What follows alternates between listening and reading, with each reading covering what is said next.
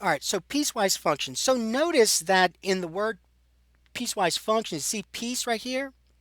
Piece. So notice that this graph is made up of pieces, of parts. You have this part here and you have this part here. So the idea of pieces. Now, in this week, you're not going to be graphing a piecewise function. You're just going to be evaluating a piecewise function. But these are pieces, these are parts of a function. You have this part and you have this part. Notice though, in this part right here, you have an open circle. And notice that this part right here, this is a closed circle.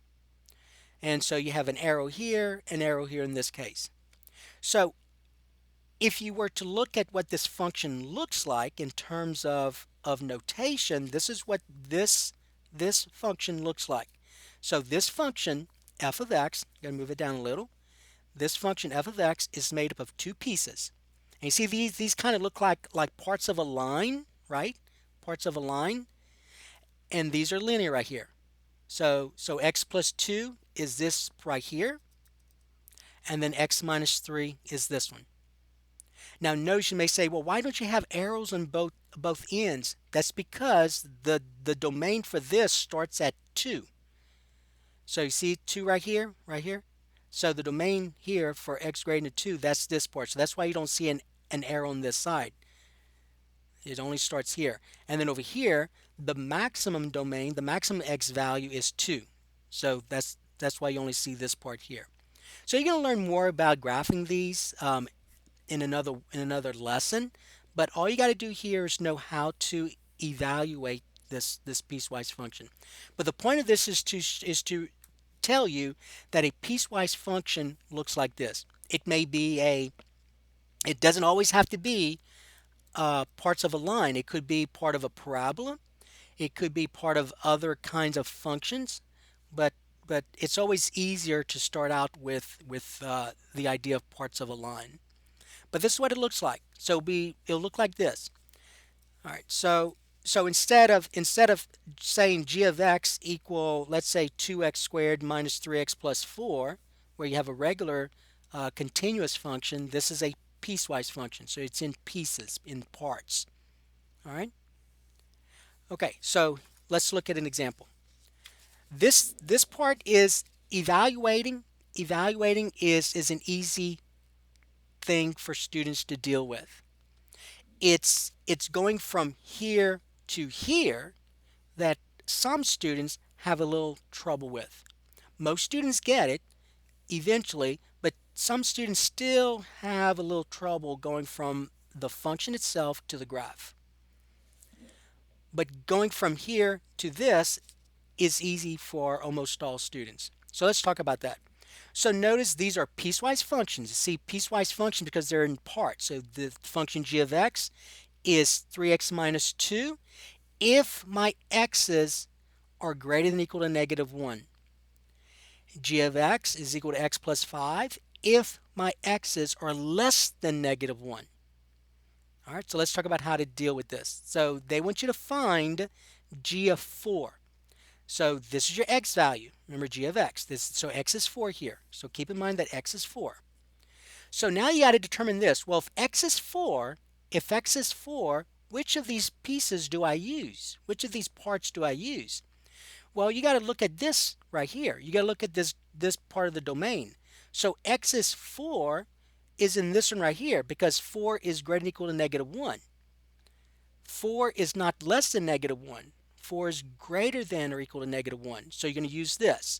So for letter A, you're going to use 3x minus 2. That's what you're going to use. And all you do is in place of x, you substitute 4. So this becomes 3 times 4 minus 2. 3 times 4 is 12. 12 minus 2 is 10. So g of 4 is equal to 10. All it is in all of these is a matter of you determining which of these do I use. You don't use both because these are different domains. You got to use only one of them. All right, so let's go to this one right here, g of negative 1. So in this case, remember, this is your x value, so x is negative 1 here. So you have to determine which of these do I use. Well, let's look at negative 1. Is negative 1 greater than or equal to negative 1, or is negative 1 less than negative 1? Well, negative 1 is greater than or equal to. Is that equal part here? So again, for this one here, you're going to use the first one, the top one, 3x minus 2. So you're going to use 3x minus 2. So wherever you see the variable x, you're going to substitute negative 1 now. So I get 3 times negative 1 minus 2. So 3 times negative 1 is a negative 3. Negative 3 minus 2 is a negative 5. So that's g of negative 1. Then look at this one, g of negative 3. So now, I'm going to go ahead and put it here. So now, x is negative 3. So you got to determine which of these do I use. You can't use both. You can only use one of them because these are different values for x here. So you got to find out which one of these is negative 3 located. So the question is this: is negative 3 greater than or equal to negative 1, or is negative 3 less than negative 1? Well, negative 3 is less than negative 1, so you can use this one now. So for letter C, you're going to use x plus 5. So you're going to use x plus 5. And so where we see the variable x, you substitute negative 3. So negative 3 plus 5 equals 2. So the answer is 2. So that's how you approach these. So let's look at the next one, number 2. So notice that your domain for each part is not always going to be the same in every problem. Okay, you see they're different, and your functions are different. All right, but the idea is the same. The idea is the same that you did here. So let's look at this one. So here, h of x has two parts to it. So you have this piecewise function. H of x has two parts. You have this part and you have this part. You're going to use this part here if your x value is less than 0. You're going to use 2x if your x value is greater than or equal to 0. So let's look at this one. So what's the x value here? Well, the x value is 4. All right, so here's a question. Is 4 less than 0, or is 4 greater than or equal to 0? Well, 4 is greater than or equal to 0. So you can use this one. So you're going to use 2x. So in place of x, you're going to substitute 4. And so this becomes 2 times 4, which is 8. So h of 4 is 2. I'm sorry, h of 4 is 8. So when x is 4, your y value is 8. That's what that means. So remember, h of x means the same thing as y. When x is 4, your y value is 8. All right, let's do this one, h of 0. So this time, your x value is 0. So now you got to determine which one do I use. Do I use this one or do I use this one? Well, x is equal to 0 here. So is 0 less than 0, or is 0 greater than or equal to 0? Well, it's this one because 0 is equal to 0. So I'm going to use 2x again. So this time in place of x, I'm going to substitute 0. So I get 2 times 0, which is 0. So h of 0 is 0. So when x is 0, my y value is 0. All right, now we go to the next one, h of negative 2. So this time, x is negative 2. So now the question is this. If x is negative 2, which of these do I use? Do I use the first one or do I use the second one? Well, you got to look at this. X is negative 2. Is negative 2 less than 0, or is negative 2 greater than or equal to 0? Well, negative 2 is less than 0, so I'm going to use the absolute value one. So I'm going to use absolute value of x plus 5. So in place of x, I'm going to substitute negative 2. So this becomes the absolute value of negative 2 plus 5, which is the absolute value of 3, which is a positive 3. So h of negative 2 is a positive 3. Then you go to the next one, h of negative 7. So this time x is negative 7. And so the question is, which one of these do I use? Do I use the absolute value one or do I use the linear one?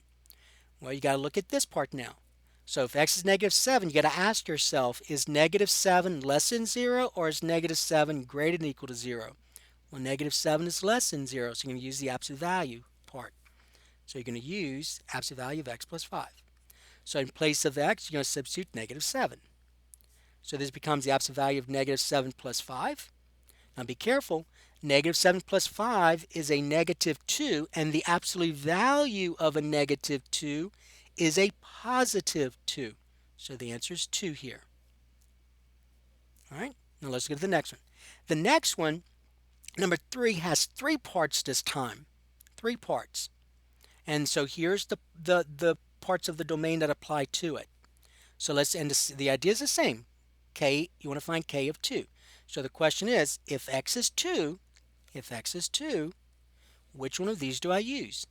Well, you go through the process. Is 2 greater than 1? Is 2 equal to 1? Or is 2 less than 1? Well, 2 is greater than 1, right? So I'm going to use this one. So you're going to use x squared plus 1. So wherever you see the variable x, you're going to substitute 2 now. So I get 2 squared plus 1. 2 squared is 4. 4 plus 1 is 5. So k of 2 is equal to 5, which means that if you were to graph this, if when the x value is 2, the y value is 5. Let's look at the next one, k of negative 2. So this time x is negative 2. So you got to ask yourself, which one of these do I use? Do I use this one, or this one? Well, this time x is negative 2. So is negative 2 greater than 1? Is negative 2 equal to 1? Or is negative 2 less than 1? Well, negative 2 is less than 1, so I have to use this one, x plus 6. And so now wherever you see the variable x, I'm going to substitute negative 2. So I get negative 2 plus 6, which is positive 4. So that's 4 here. So k of negative 2 equals 4. Now let's look at this one, k of 1. So this time x is 1, right? So the question becomes, which one of these do I use? Well, is 1 greater than 1? Is 1 equal to 1? Or is 1 less than 1? Well, 1's equal to 1. Now here, so you have to use this one. But here's what throws students off. In every problem we've done, there was always a substitution. There was always a variable located. Here, there's no variable. So see when I had use x squared plus 1, use x plus 6. So when x is 1, I'm going to use 5, right? There's no variable to substitute. See, there's no variable to substitute the 1. So that means that when x is 1, my y value is going to be this constant 5. So the answer is 5. Because there was nothing to substitute into, so it's just going to be 5. So a lot of students at first, when they see something like this without a variable, it confuses them a little. But that's just a constant. So whatever this is, that's what it stays as, because it's just a constant. These are variable expressions. Those values change depending on the value of x. So that's why this is called a constant, because it's always staying 5. And these are called variable expressions because they vary. The value varies depending on what you substitute into x. Let's look at number 4. All right, number 4. So sometimes, now notice that when we did these right here, those were inequalities. You see that? X is greater than or equal to negative 1. X is less than 1. Greater than equal to. Greater than, equal to, less than. But you don't see a greater than here. So don't let that throw you off. It's easy to think about. So let's talk about this. So again, here's my piecewise function. F of x is equal to this function here. If x is not equal to 4, remember that's how you read this, not equal to 4, I'm going to use x plus 5 if x does equal 4. Okay, so here's how you can think about this. X is 7, and so here's the question. Which of these do I use? Well, you got to look at this. Is 7 not equal to 4, or is 7 equal to 4? Well, you know 7 and 4 aren't equal, right? So it's going to be this one. 7 does not equal 4. That's a true statement, so that's the one you're going to use. So you're going to use 3x plus 4. And so wherever you see the variable x, you substitute 7. So I get 3 times 7 plus 4, 21 plus 4, which is 25. Now let's look at the next one. So this time, x is negative 3. So here's the question. Is negative 3 not equal to 4, or is negative 3 equal to 4? Well, negative 3 is not equal to 4, so I'm going to use this one again. So I'm going to use 3x plus 4. And so wherever I see the variable x, I'm going to substitute negative 3. So I get 3 times negative 3 plus 4, so that's negative 9 plus 4, which is a negative 5. So f of negative 3 is a negative 5. Let's go to the next one. I'm going to put that here. This time x is 4. You see that? X is 4. So you got to ask yourself, which of one of these do I use? Well, you got to look at this. Is 4 not equal to 4, or is 4 equal to 4? Well, 4 is equal to 4 this time, so I'm going to use this one. So I'm going to use x plus 5. So wherever we see the variable x, I'm going to substitute 4. So I get 4 plus 5, which is 9. And then finally, number 5, let's look at this one. So notice there's that number again, right? No variable. So let's see how to deal with this. All right, so let's look. So when we get to that point, listen carefully to how I explain this. All right, so k of x is equal to this if x is less than 0. K of x is equal to 6 if x is greater than or equal to 0. So let's do the first one. So this time x is 7. So if x is 7, which one of these do I use? Well, here's what you got to ask yourself. If x is 7 less than 0, or is 7 greater than or equal to 0? Well, you all agree that 7 is greater than or equal to 0, so I had to use this one. So I'm going to use 6. But remember when we did that previous problem right here, where we had that 5? And so I said we're going to use 5. Well, there's nothing to substitute, right? So the answer is going to stay that constant. Same idea here. There's no variable there because this is a constant. That's a constant. This has a variable, so that's called a variable expression. This is a constant, so it's always going to stay 6. So that says if x is 7, I get 6. That's the answer. Let's get 0. If x is equal to 0, so here's a question. Is 0 less than 0, or is 0 greater than or equal to 0? Well, 0 is greater than or equal to 0. 0 is not less than 0. Negative numbers are less than 0. 0 is not a negative number. So 0 is in this one. So that's 6. I'm going to use 6. So again, there's no variable, right? So that stays 6. So it kind of also says if I do, let's say e. Let's suppose I want to find k of 10. K of 10. Well, if x is 10, which one of these do I use? I'm going to use this one because 10 is greater than or equal to 0. So that says use 6. Well, there's no variable. It's a constant. So that says that's always going to be 6 again. So all these, whenever your value of x is greater than or equal to 0, it's always going to be just 6 because there's no variable. It's a constant. Now let's look at the others. K of negative 2. This time x is negative 2, and so the question is, which one of these do I use? Well, you got to look at this. X is negative 2. Is negative 2 less than 0, or is negative 2 greater than or equal to 0?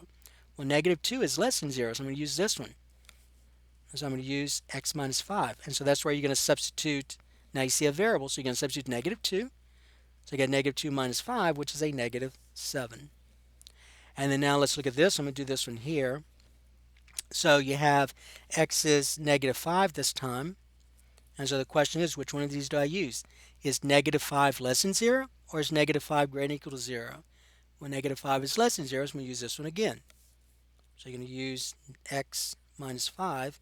And so now in place of x, you're going to substitute negative 5. So you get negative 5 minus 5, which is a negative 10. And so that's how you evaluate piecewise functions. So just make sure when you get to Friday's lesson, you come back to this. And there are some other lessons on, when you go to the agenda, there are some other lessons you can look at. So make sure you're looking at everything that's available to you. All right, so that is piecewise function. All you're doing is evaluating. You're not doing anything about graphing. You're just evaluating.